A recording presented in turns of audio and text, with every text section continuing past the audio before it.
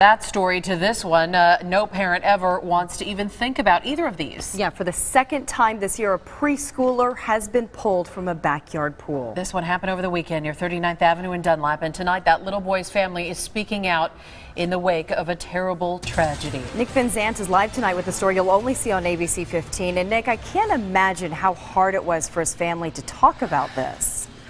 You know, they wanted to tell their story, and we've been talking back and forth with them basically all week long. They would say, well, come talk to us today. But then when we came time to go talk to them, they said they just couldn't, they weren't ready to really talk about this. But now they say that with the heat coming in, they know that more people are going to be opening up their pools, playing around pools. They had a message that they said they had to get out.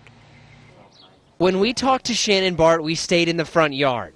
3 days ago, her grandson drowned in the backyard, and Bart says she can't look, let alone go back there, because it still doesn't seem real. The whole way we were saying, no, everything's going to be okay, because he was afraid of the pool. 4-year-old Jaxx Nichols died Sunday afternoon. Family members found him submerged in the pool after a babysitter lost track of him.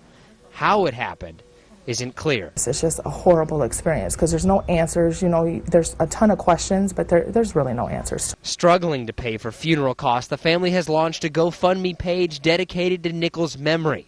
And with hot weather approaching, Bart says she wants to remind everyone how terrible and how fast something like this can happen. You keep an eye on them at all times. Never leave them unattended. Your doors are locked or child-proof your doors.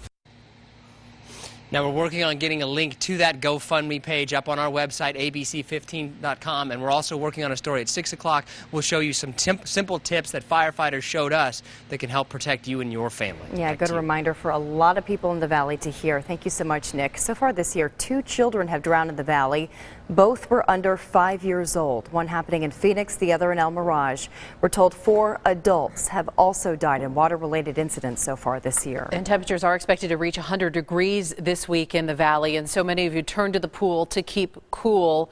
Obviously, drownings can happen any time of year, but it's just an important reminder to watch your kids around water, especially right now. So how soon can we expect triple digits, and will they stick around? Chief Meteorologist Amber Solons has been tracking your most accurate forecast on that. It's already heating up, Amber. Yeah, it really is. 96 our high so far today. So that's an update from our 4 p.m. newscast, because at that point our high was only 95. So we've inched up a degree more today, and that warm up is happening really quickly. Just remember, Monday we were in the 80s, now mid-90s, and by tomorrow our first triple digits of the year here in Phoenix. And on average, our first triple digit day has happened right around May 2nd over the last 30 years or so. So it's almost right on schedule. The latest back in 1913, we waited until June for those triple digits. But again, that's not going to happen for us this year with those triple digits now in sight for tomorrow. The burn factor also staying very high as well. So that's going to make a difference out there. You need to make sure you have lots of sunscreen, especially in the middle of the day from about 11 a.m. to 2 p.m. That's when you're most likely to burn. So the big